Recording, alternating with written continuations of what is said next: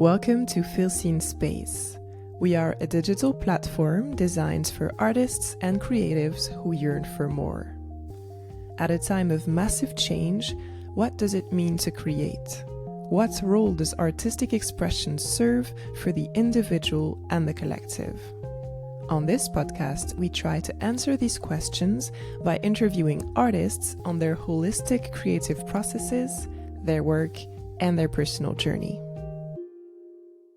Today on Feel Seen Space, we're so happy to welcome Giorgia Basch, a Milan-based curator, publisher, art director, and the founder of BilderAtlas, an interdisciplinary studio and publishing house devoted to photography across art, culture, and fashion.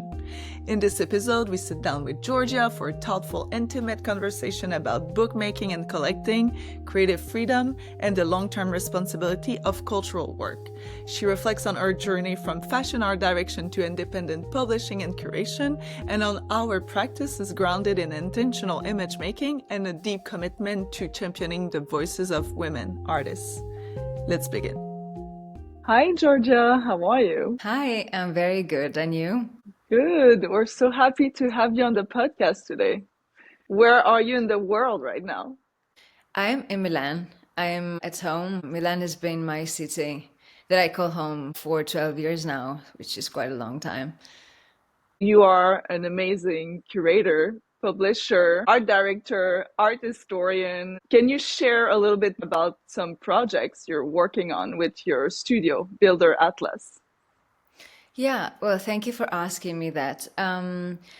Well, first of all, we've been working on books, photo books specifically for the past, I would say 1 year and a half, 2 years.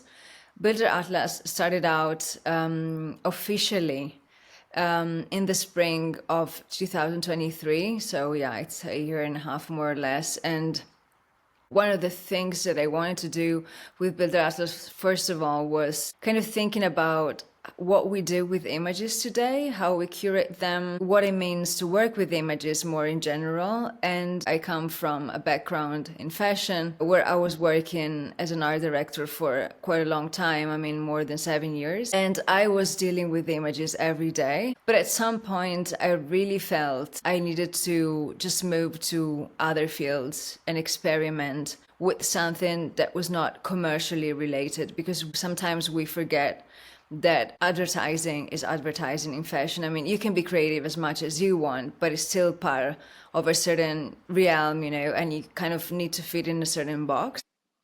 And even though I would say my art direction work is not really commercial in like in a traditional sense, I really wanted to experiment with curation and something different. So this is where BilderAtlas comes in, and we started publishing books just right away. The second book came out officially was last year, actually it was December, so 1 year from now. But let's say that the life of this book was actually happening this year. And we're now working on 2 new photo books, which are coming out next year. And I'm really, really excited about them, as they're kind of a continuation of what we did up until now. But at the same time, every book feels different. It tells a different story from a different angle. And it's about, of course, a different artist. And since the books focus a lot on the artist's practice, it's always very thrilling for me to see what will happen with them and how this will evolve. And on the other hand, we will open a gallery next year. In a few months, actually. Amazing.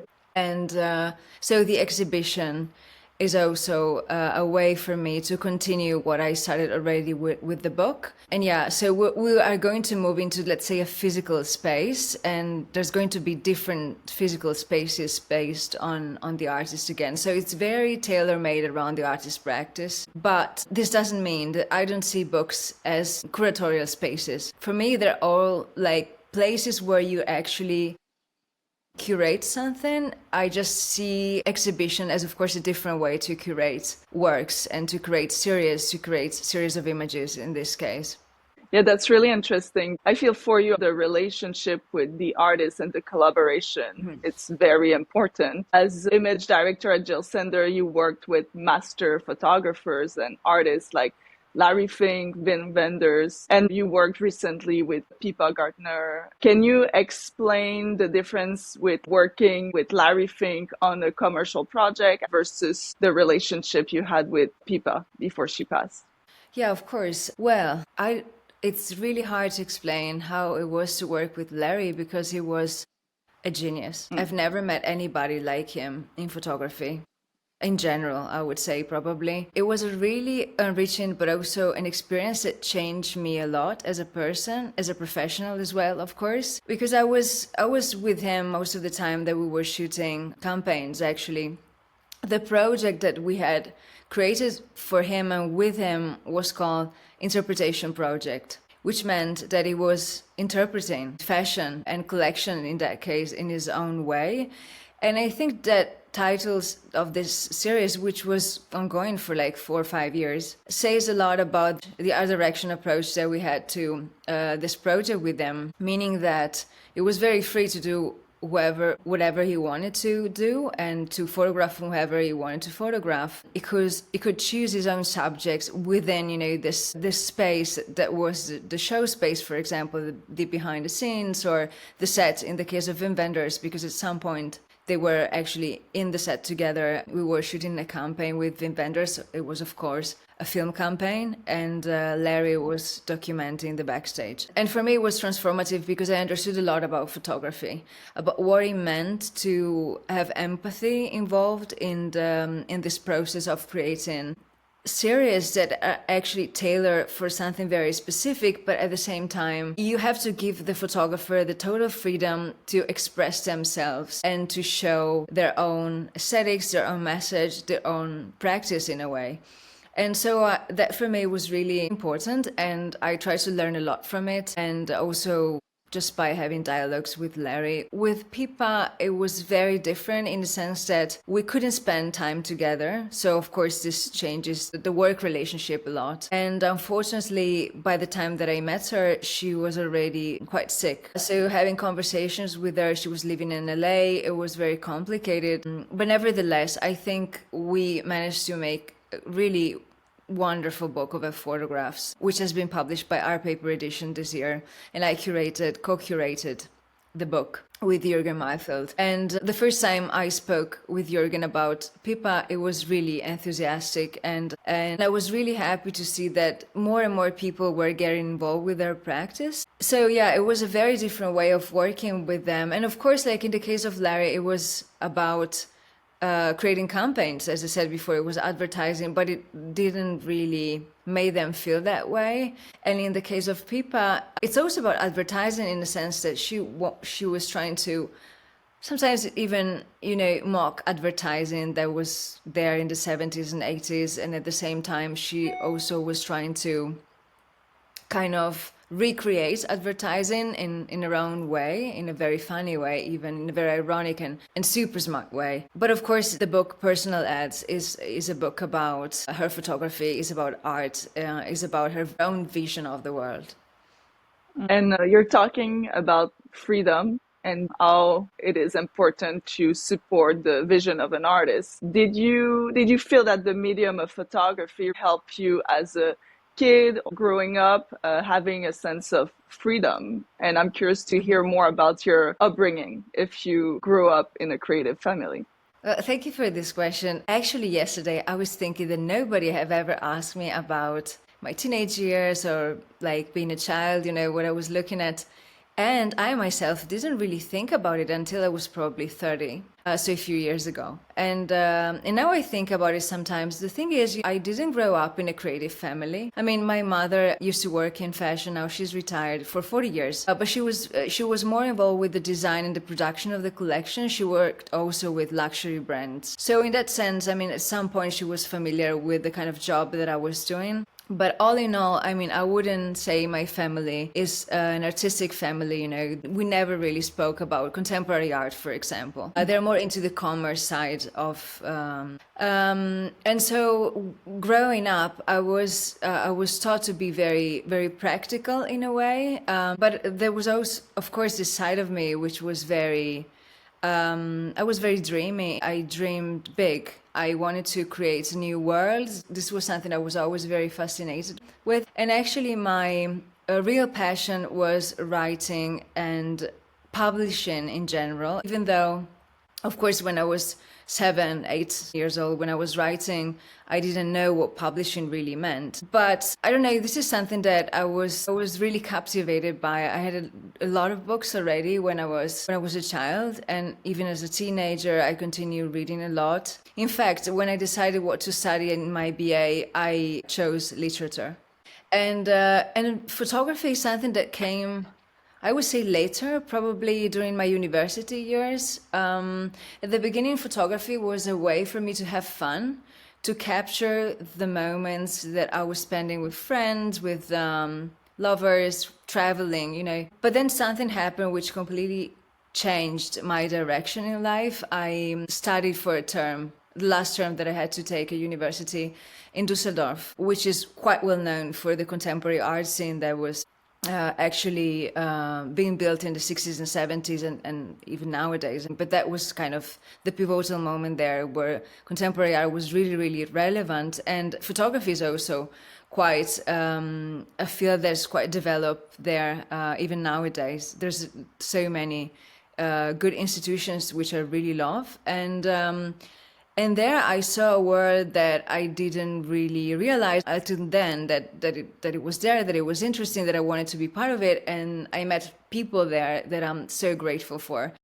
Some of them are still friends. They show me this world, and this is how I got to meet like not physically, but like as an inspiration, most of the artists that I still look up to today. So it came quite late. I think that, and up until my early 20s, I didn't really think about photography that much, which is quite strange, probably.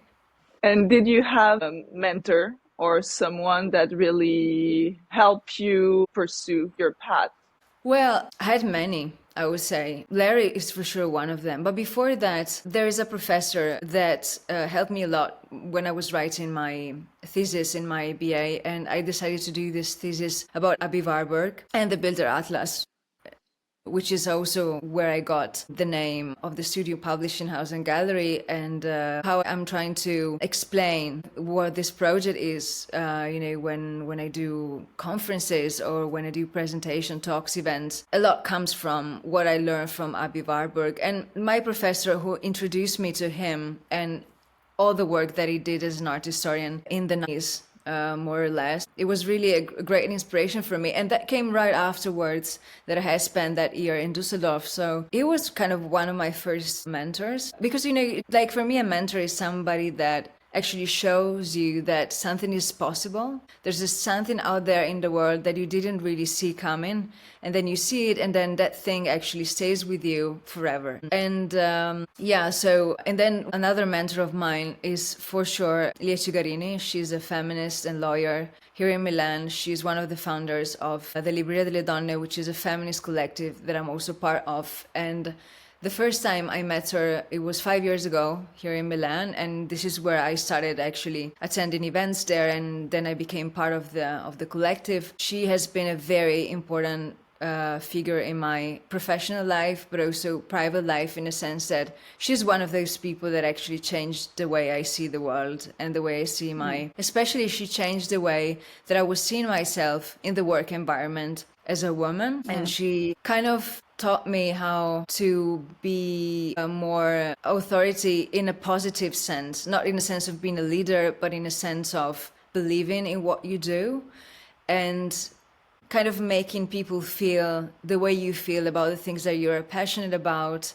the work that you do, and at the same time allowing people to recognize that you have, this kind of power within you, which is passion, which is love for what you do, which is also having skills, because after years of working in a certain field, you acquire skills and you have to acknowledge that you can do things. I mean, that you're able to do them. She was very important for me, and she helped me a lot. And it's also thanks to her, and I think and many other women that were part of this first years that I spent there. They gave me the strength to surely start BilderAtlas, and my mother too. She's always been very supportive all the time.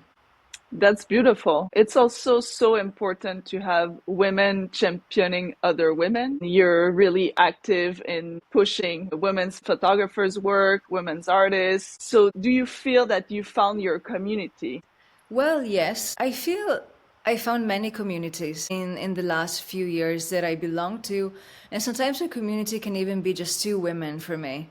Having very strong bonds with women I work with, or we're just friends we spend time with, where we support each other. And I feel when also when you have this really strong kind of dual relationship, then there's another kind of community that builds around it. And this is something that I learned at Libreria delle Donne for sure, about having this two-way relationships which are very strong, and from there you can actually create more. And then, yeah, of course, I feel part of the collective.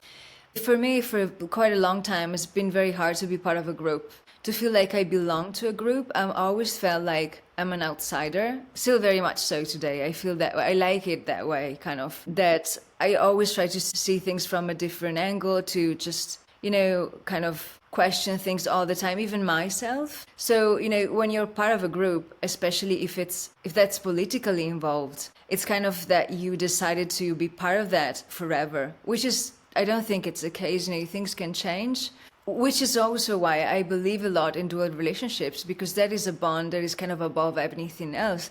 That is not about ideologies, that is about trust. And this is what I believe in the most. And this is not to say that when you belong to a group or a collective, you believe in an ideology. I don't think feminism is an ideology at all. I think feminism should be today, and even in the past, like very, very far away from what an ideology is. I feel it should be something that you live, something that is part of your life, something that you actually embody in your work, in your practice, in your private life. So it's kind of everywhere in your life, and as soon as you know what that means.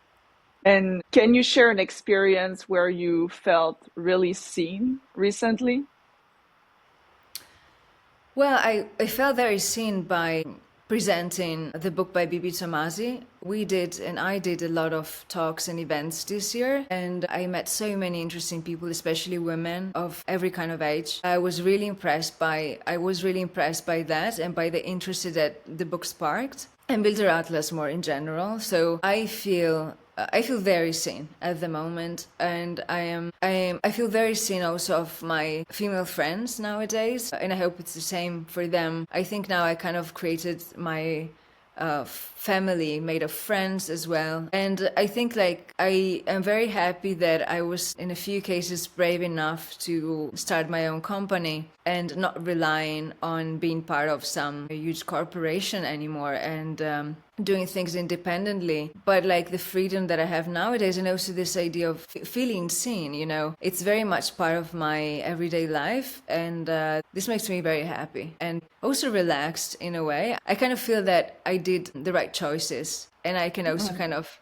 well, nowadays, like now it's December, end of the year, and I'm thinking about the things that I went through, like everyone, in the past year or 2 years, and I'm like, okay, well, now you can relax, you can enjoy it. I wish I could remember that more often.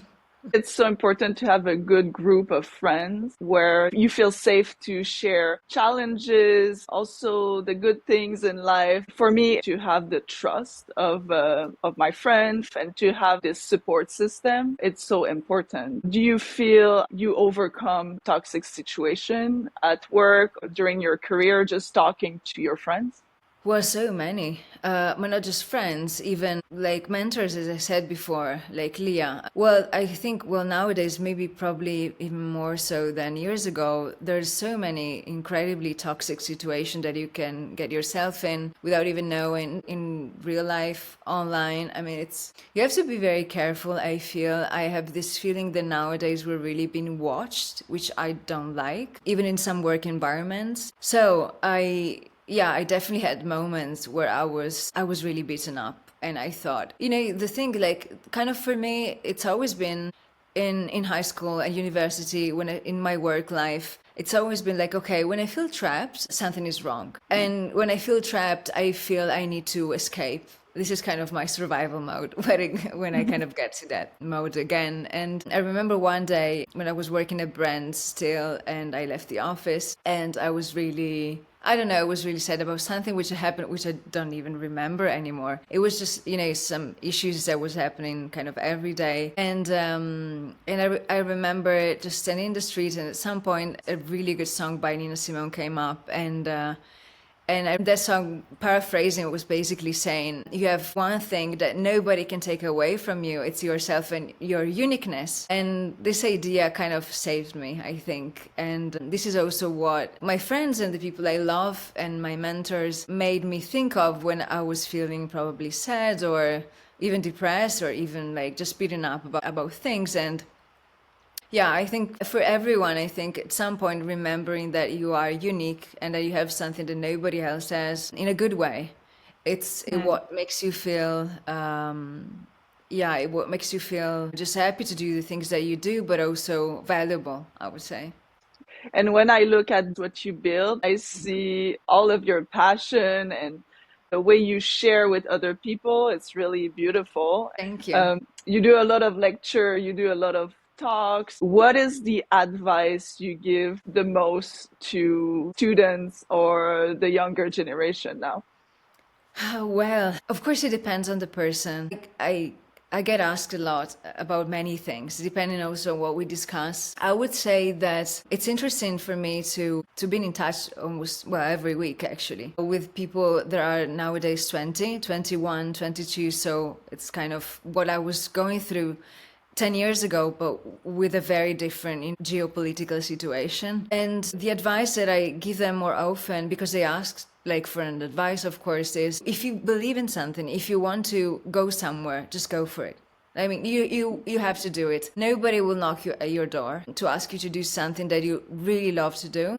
I feel you really have to trust yourself, to trust your guts, but also to trust that you are going to plan accordingly, that you're going to make it happen, like not just in a dreamy way, but in a very practical way. And yeah, I think this is probably one of the advice that I give more often, that especially young people should really just make things happen and do them from themselves. Another thing that I try to say to them quite often is to research a lot, to spend a lot of time researching and finding their own inspiration and not get too carried away with what they see online because of everything that we know, like algorithms and trends, all these things. Just try to stay away from that, to spend time outside, in the real world, which I have to say is something that they're really willing to do.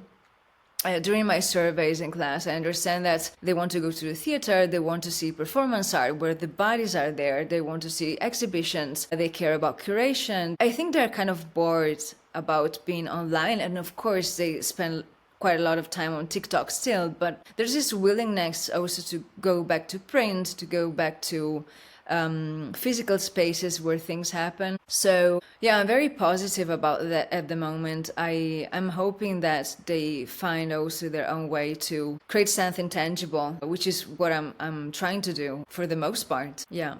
Also, curation, it's such an intuitive skill. So it's hard to explain what is the process of curating an exhibition or editing a photo book. I'm curious to hear about your process. When you start a project, what is the first thing that draw you to an artist or a certain selection?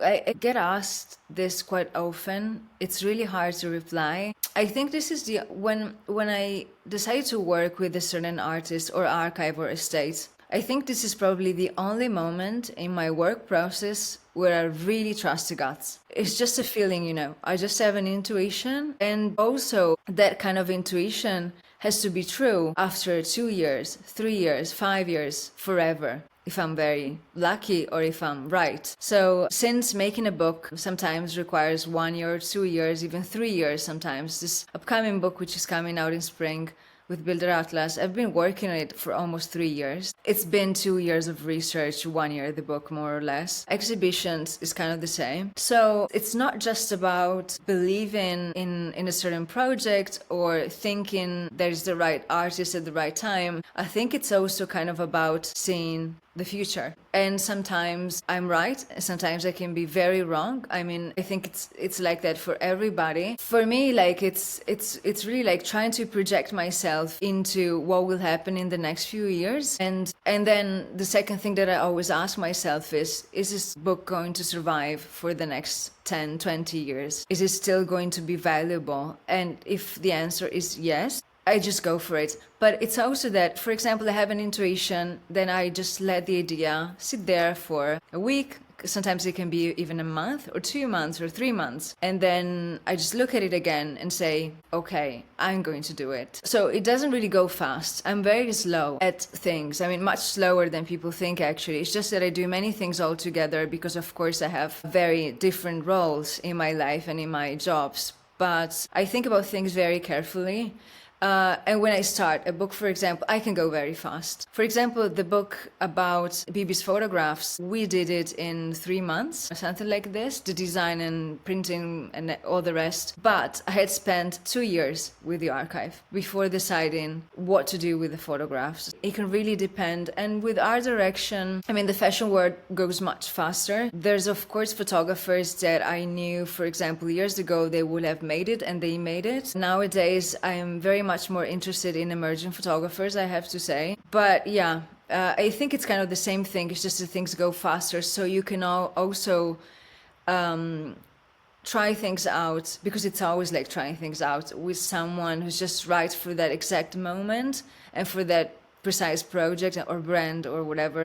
And then what counts actually is the images that you create together. I have to say that I'm happy with, I would say, 80% of the images that I are directed in my career for now, which I think is quite good. And this has a lot to do also, of course, with editing and selecting the images and the people that I was surrounded with at the brands, because I mean, I'm never doing things alone like anyone. There's teams around me. There's been people that have been very important for me to understand how that job worked, what it meant, doing art direction, even photographers, like working with photographers and understanding, I mean, much better than me, working with photographers and understanding what they like and why they like that, listening to them, listen to the artists, I think is really, really important. Do you ever lose track on your creative projects? Maybe you're a professional artist or creative, but what used to be your passion now feels uninspiring. Or maybe you decided to pursue a safer career path, but you just know you have that artistic side of you that's dying to come out. At Feel Seen Space, our mission is to get you back in touch with your creativity, your flow, and your purpose. If you're ready to feel seen, we offer one-on-one holistic mentoring sessions designed to reconnect you to your inner artist. You'll find all the information at the link in the show notes. We hope to see you soon. So, Giorgia, I'm curious to know more about how you organize your time, because you seem to have a lot of different outputs and mission, and you mentioned different jobs and different titles. So what does a week look like for you? Okay. Interesting question. I'm an incredibly organized person.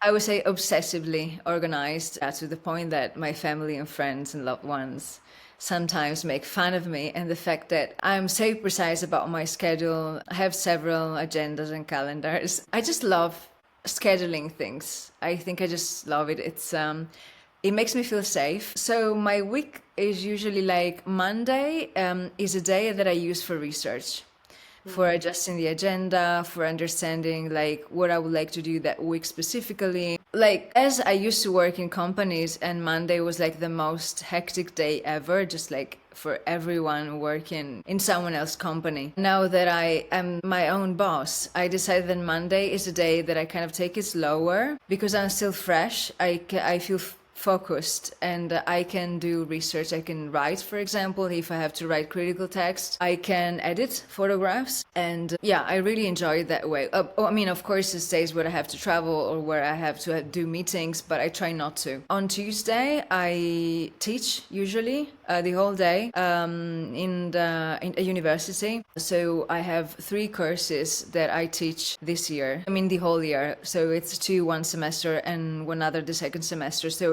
I'm quite busy with that, and I really love it. And it's a full day where I'm committed to this, and I'm not focusing on anything else. And same for half of the Wednesday.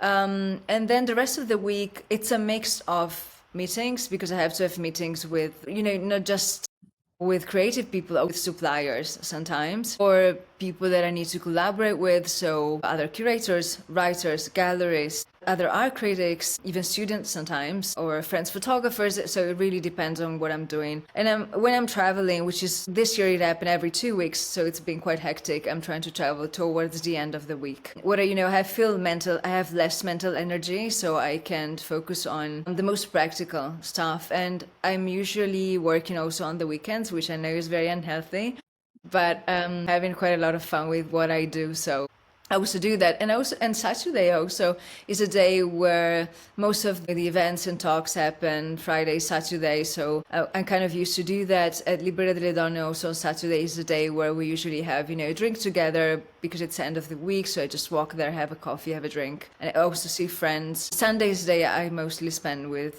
friends and family, I would say, or I just don't exist for anybody. I just zone out. I just read books. I just, or I continue researching, what I couldn't finish during the week. Well, that's an intense week.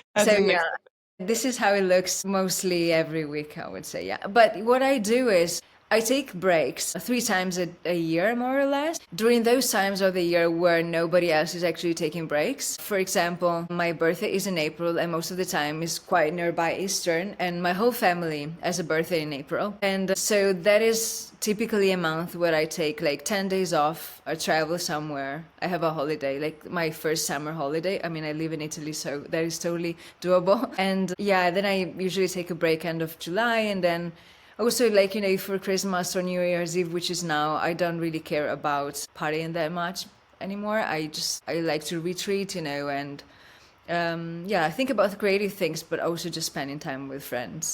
Mm.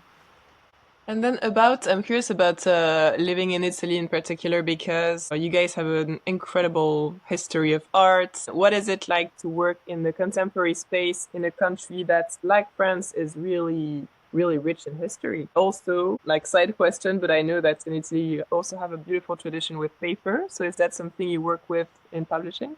Well, it's a very good and interesting question, actually. So in Italy, we are surrounded by beauty all the time, except Milan. I mean, in Milan, you have some beautiful areas. Where I live, which is the Porta Romana area, it's a lovely part of the city for me. It's really beautiful. But most of it is very different from the rest of Italy, like the way that we know it, and that tourists also know it. Milan can be very industrial. And because of the bombing happening during World War II, there's a lot of new buildings. Just, after really beautiful and rich buildings from the old times. So it's really a mix of things. While, for example, when I go to Rome or Venice, which is where my family is from, I get really enchanted by beauty, which is it's really a lot. Like in Rome, for example, there's a certain light, especially sunset, which is kind of golden, which I've never seen anywhere. And another big passion for me is Sicily, especially the Pantelleria Island, where I used to spend many of the holidays that I had in the past few years during the summer. So I like to be surrounded by beauty. It gives me a sense of I don't know, happiness, relaxation even. It's just like you can rest your eyes on something that you really like. At the same time, when you work with photographs, it can take you away from the concept. It can take you away from something deeper, I would say.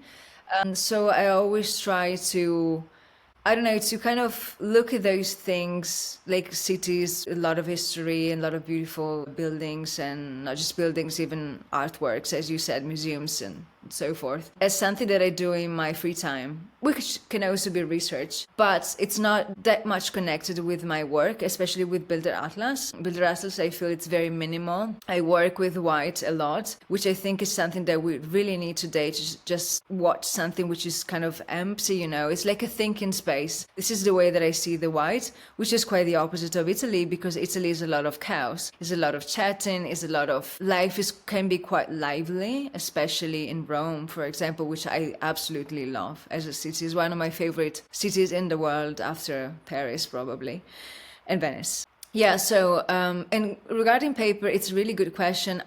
The books that we print with BilderAtlas are printed in Italy, in Treviso, not far from Venice, actually, so the region where I'm from. And it's all printed on an Italian paper, very famous brand. I think the quality is really good. And yeah, I also like the idea of sourcing materials in Italy. And, you know, this kind of myth of made in Italy has been part of my work life for quite some time. I mean, even started with my mom, who's been working on collection that had been produced in Italy since ever. So I'm kind of proud of the made in Italy thing also. So I'm still an Italian, you know, even though I don't look like, and everybody thinks I'm from somewhere else. But I very much love my country, and I try also to kind of support it in a certain way. Well, it's an easy one to support because there's such beautiful craftsmanship in Italy. Yeah. And so you seem to really care about the physical objects and to experience artworks in a space and to move away from the digital experience that's the way that we've been interacting with images mostly for the past years. What makes it unique, do you think, to look at a photograph that is actually printed? Well, the first thing that I actually liked about photo books when I started not collecting them, but I mean, I have many. When I started looking at them, like getting interested into these objects, it is the fact that you can take them home.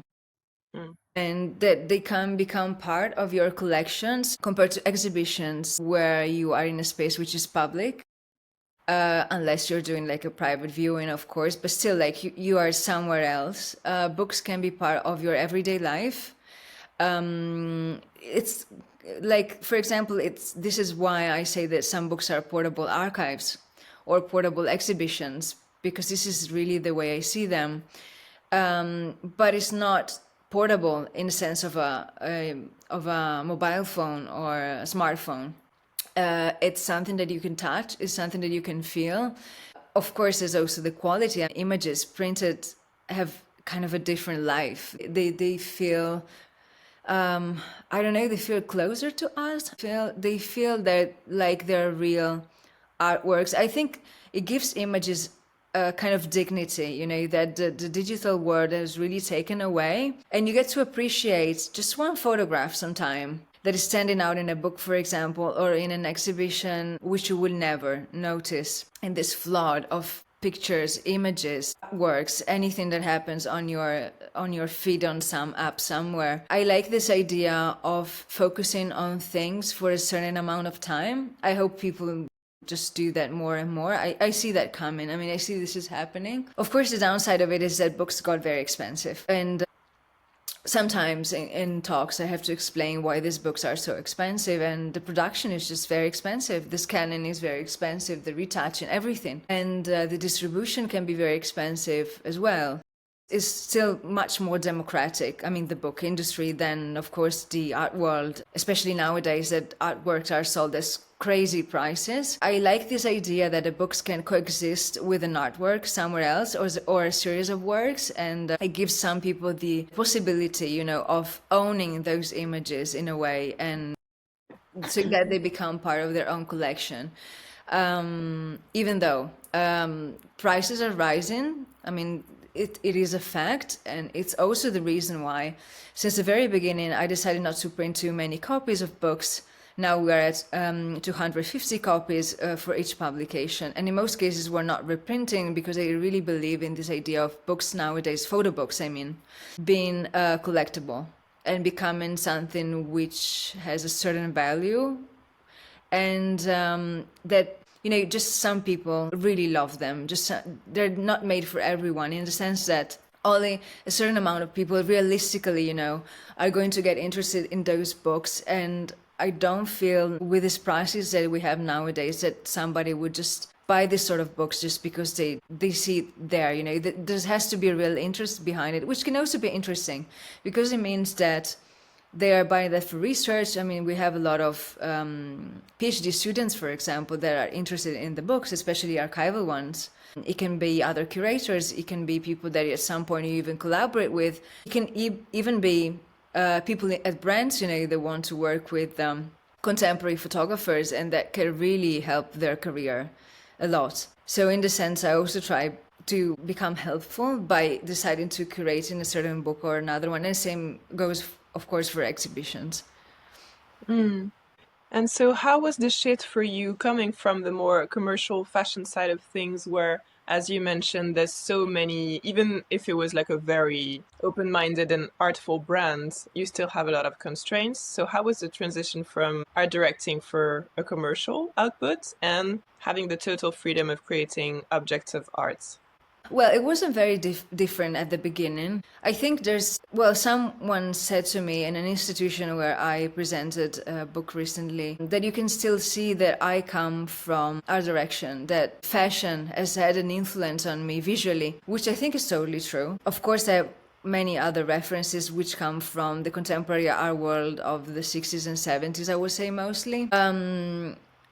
I worked a lot to make sure that the identity of BilderAtlas is quite cohesive, that everything feels quite well connected. I mean, especially this series, which is 8 poems by all the books, I have a white slipcase. This is also an idea of creating a collection, but this is kind of beyond curation. I think it's art direction purely in some cases. Well, I would say that I understood the difference afterwards when I started working on new books, that it wasn't as much about the project itself. It became about the life of the artist. It became about the career of the artist even. I think that is the biggest difference. You are responsible for the career, the path of this artist. You have to make sure that what you're doing is valuable for them in the first place, and for you, of course, as a publisher or as a curator or the gallerist. While working in the advertising business, in art for commercial purposes, the project comes first, the brand comes first. There's a lot of money involved. At brands, I was managing budgets of several millions, so there's a certain power in owning that kind of money. I mean, not me, but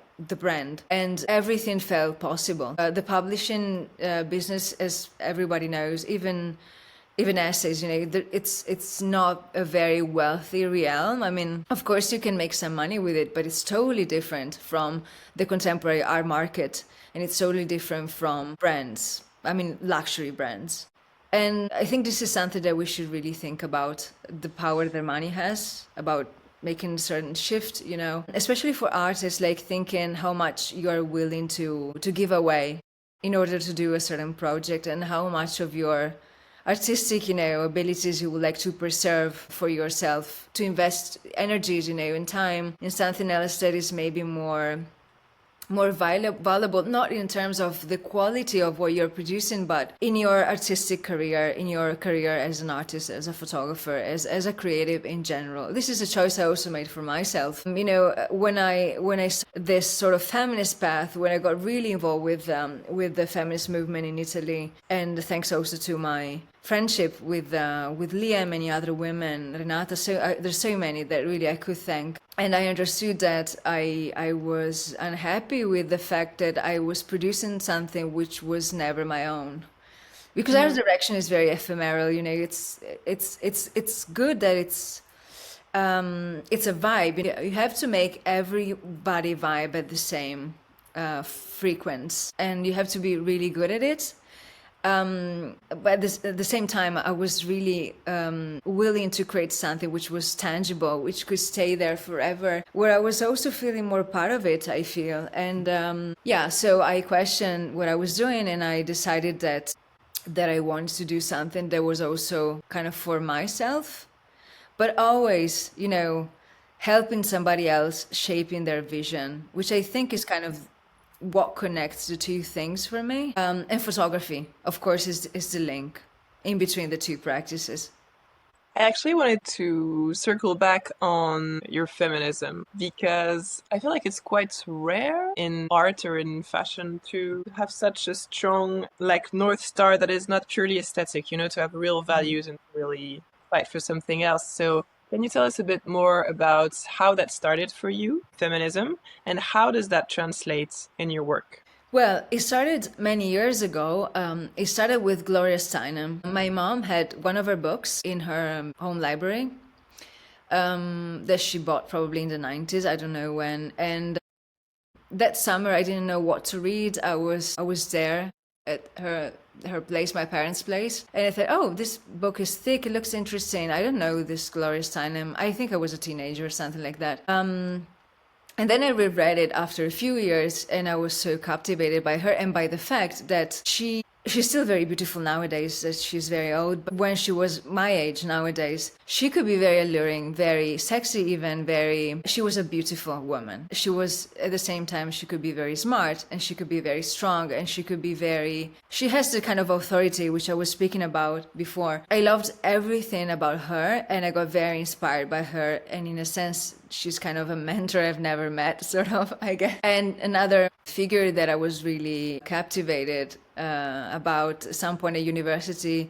was Susan Sontag, who's also another example of being kind of glamorous but also very intellectual. And I think my only dream, actually, which may also sound quite stupid when I was at university, was being perceived as an intellectual, which I think will never happen in the kind of society that we live in today, and nothing else. But still, I was very interested in, visual language. I liked the fact that there was something which was aesthetically pleasing about photography, about art, all this sort of thing. So, I think Gloria Steinem for me with feminism was really my starting point. And then, of course, I got involved with activities which are somehow, it's always political, because you are dealing with your own life, you're dealing with your own issues, you're dealing with battles of yourself and other women, and you do these things together. And having a purpose for me has become something which is so important, it's just part of my life. It's something that I was looking for a very long time, and then I found it, and this will stay with me forever. I think for me, it's a way for me to feel alive, to feel that I have like a purpose which is higher than just creating beautiful imagery, It's a very difficult balance. Sometimes you have certain photographs, for example, even this upcoming book, it's about a feminist artist from the 70s, from another area of the world, not Italy anymore. And she took many beautiful photographs, but of course some of them, the purpose was not, creating something visually pleasing. It was about documenting what they were doing. And how do you take that, respect the work, make it look valuable, but at the same time making it look kind of polished, good, like fitting into this very static system, which is 8 poems by. It's a challenge that I wanted to create to make sure that I am confronting myself for every book with this sort of a box, with this sort of a scheme that I need to fit in, but I also need to respect and think about the project as it was born, when it was made by the artist. I really love this challenge, and what I've been told sometimes that really made me happy and proud is that I found a way with some projects to make the two things coexist. So you have the visuals, you have the aesthetics. It's a beautiful object, very well made, hopefully. Well, I think so. And on the other hand, there's a political side to it. There's something which speaks about the society even that we live in today, that speaks about women's battles, that speaks about women becoming visible to themselves and to others. The whole editorial series is devoted to woman artists. I will never publish a man into this series, which is also another kind of box that I created for myself and the people that work with me. Sometimes I see work by men and I say, wow, that is fantastic. I just can't do it. And I wanted also to test myself with the boundaries that were in place many years ago when we women were not allowed to be in there. And so I'm challenging myself constantly to make the two things coexist. Sometimes it works, sometimes it doesn't. Sometimes, one critique that I've been receiving often is that I'm aestheticizing politics or that I'm aestheticizing cultural movement. This is not my intention. I'm just trying to translate that certain content for people that were not seeing it that way. And hopefully I'm trying to reach people that otherwise wouldn't get interested in the feminist movement, for example, or in feminism altogether. Absolutely. It's like you're a bridge between the art world and the feminist battle. Yeah, I mean, I still believe that, like many feminists, especially in Italy, Italian feminism has been very attached to text, so to words, to writing with words, and rather than creating with images, which I understand. I believe that writing is a very powerful tool. So nowadays, in fact, it's a reason why I'm willing to start an editorial series next year, which is just about text. It's going to be about photography anyways, visual arts in general, not about feminism per se, but this is something that I also learned from feminism. Words need to be used and words need to be created. Some words sometimes are just overused. You don't know what to do with them anymore, and you need to create new ones. So that is possible with images, 100%. With words, it's a real challenge. And so if you had to sum up, this will be my last question, but the purpose of your work, what ultimately do you want to achieve? What do you want to serve? Well, many things. I'm a total idealist, but I'm also very practical. So, well, I would like to make people think with images and about images in a different way, hopefully. And I would just like to create some interesting, beautiful, but also valuable, which is a word I really like, projects. Either they're books or exhibitions that can just they can make people think about maybe their own work or their own practice, or just, the kind of world that we live in, that just can move something within you. Yeah, this is what I'm aiming for. And of course, I'm aiming for women artists to feel represented, to be more visible, to bring some of them into the art market.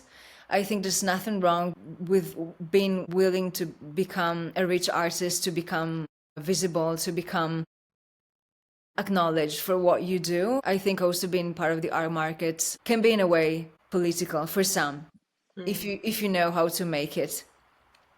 And I also like to enjoy myself, express myself, becoming part of a bigger community.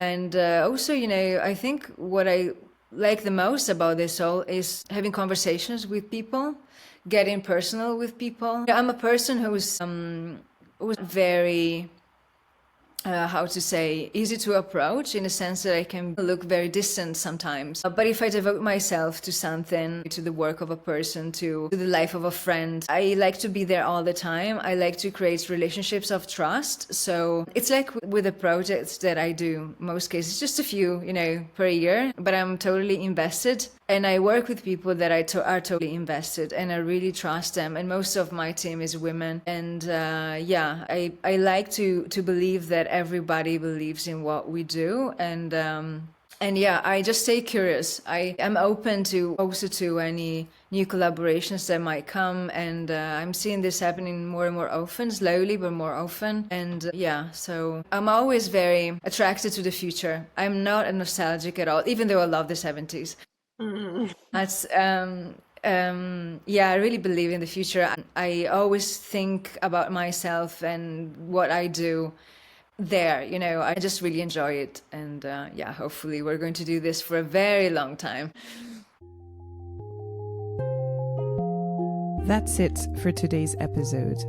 We thank our guests for their trust, and we thank you for being a part of our community. If you like this episode and want to support our work, consider ranking our podcast on Apple or Spotify. And if you know someone who could benefit from this conversation, please share our work with them to help them spread the dream of a conscious, creative community. Talk soon.